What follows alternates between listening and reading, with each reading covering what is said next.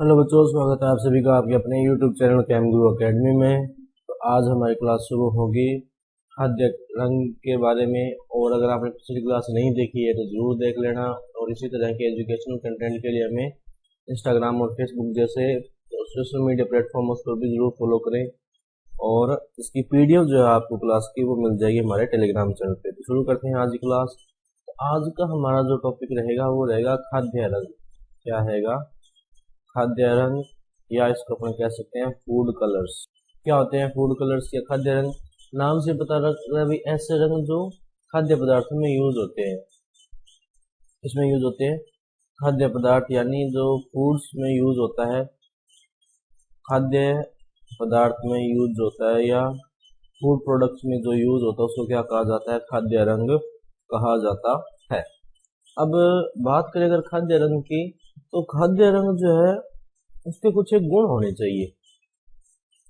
पहला जो गुण है वो ये आता है कि थोड़ी मात्रा में प्रभावी हो, इनफ इन लेस क्वांटिटी। दूसरा इसके अंदर जो गुण आएगा वो आएगा क्या कि कोई हानिकारक नहीं हो, हानिकारक प्रभाव नहीं होना चाहिए, यानी ये कह सकते हैं कि उस फूड कलर से कोई हार्मफुल इफेक्ट नहीं होना चाहिए। थर्ड इसके अंदर आता है कि लंबे समय के लिए प्रभावी हो, यानी लॉन्ग टाइम के लिए इफेक्टिव हो। उसके बाद में नेक्स्ट अगर इसमें बात करें तो नेक्स्ट इसके अंदर जो इसमें प्रॉपर्टी आती है वो ये आती है कि उससे उसका टेस्ट ना बदले, स्वाद में परिवर्तन न हो। तो ये हमने कोई फूड कलर डाला और उससे उसके स्वाद में परिवर्तन नहीं होना चाहिए, यानी टेस्ट में कोई चेंज नहीं होना चाहिए। और गुणवत्ता में कमी ना हो, ऐसा ना हो कि हम फूड कलर डालें और उसकी जो क्वालिटी है वो डिग्रेड हो जाए। तो गुणवत्ता में कमी भी नहीं होनी चाहिए। तो ये कुछ एक प्रॉपर्टीज हैं जो एक फूड कलर के अंदर होनी चाहिए।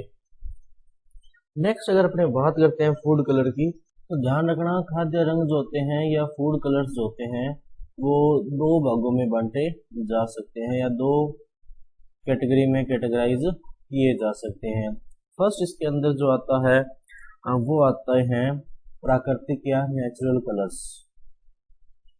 पहले कौन से आते हैं? प्राकृतिक या नेचुरल कलर्स।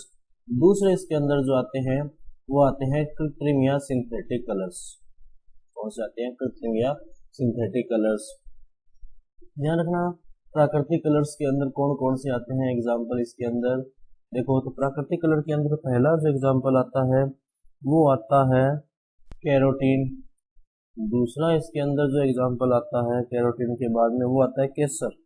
केसर से भी ध्यान रखना कलर जो है फूड्स को दिया जाता है, मिठाइयों में ये यूज होता है।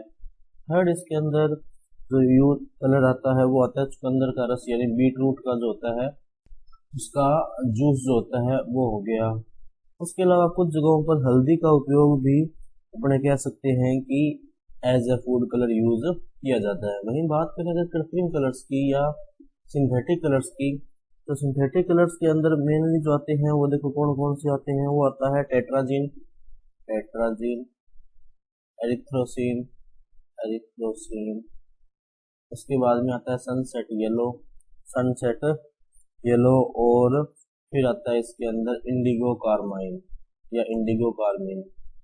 और भी देखो हो सकते हैं, जैसे एक फूड कलर आता है अपने टाइटेनियम डाइऑक्साइड।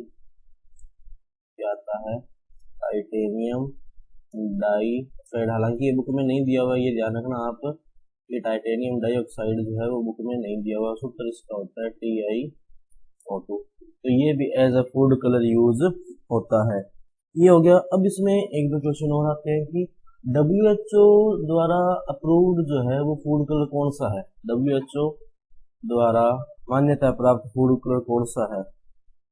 मान्य खाद्य रंग, या ये कह सकते हैं कि WHO अप्रूव्ड खाद्य रंग कौन सा है? तो ध्यान रखना WHO द्वारा जो अप्रूव खाद्य रंग होता है वो होता है कोलतार रंजक, कोलतार डाई, कोलतार डाई। ठीक है, ये हो गया। ये थोड़ा ध्यान रखना कि WHO अप्रूव्ड जो फूड कलर होता है वो कौन सा होता है? कोलतार डाई होता है। ठीक है। और एक बात ध्यान रखना कि जो सबसे ज्यादा यूज होता है फूड कलर सबसे ज्यादा प्रयुक्त, सबसे ज्यादा प्रयुक्त मोस्टली यूज जो फूड कलर है वो कौन सा होता है, नारंगी रंग यूज होता है। कौन सा होता है, नारंगी रंग, या इसको आप ऑरेंज कलर कह सकते हो। और वहीं बात करें अगर फूड कलर्स में ग्रुप कौन सा होता है, ध्यान रखना समूह कौन सा होता है, खाद्य रंग में समूह, खाद्य रंग में समूह कौन सा होता है, तो ध्यान रखना एजो समूह होता है। क्या होता है, एजो समूह होता है किसके अंदर, खाद्य रंग के अंदर। ठीक है, तो ये होगी इसके बारे में बातें। अब इसमें थोड़ी बहुत नॉर्मल सी बातें हैं कि खाद्य रंग का उपयोग जब हम जरूरत हो वही करना चाहिए और जितनी आवश्यकता उतना ही करना चाहिए।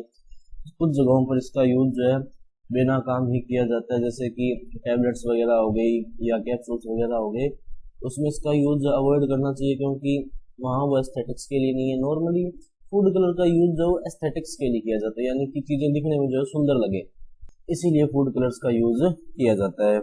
आज की क्लास में अपने इतने रखते हैं, बाकी करेंगे अपने नेक्स्ट क्लास में। अगर आपका इससे रिलेटेड कोई डाउट या कोई सजेशन हो तो आप हमें कमेंट सेक्शन में बता सकते हैं। और अगर आपको इस क्लास की पीडीएफ चाहिए तो आप हमारे टेलीग्राम चैनल से डाउनलोड कर सकते हैं। और इसी तरह के एजुकेशन कंटेंट के लिए हमें फेसबुक और इंस्टाग्राम जैसे सोशल मीडिया प्लेटफॉर्म पर भी जरूर फॉलो करें। तो मिलते हैं अगली क्लास में, तब तक के लिए पढ़ते रहिए। नमस्ते।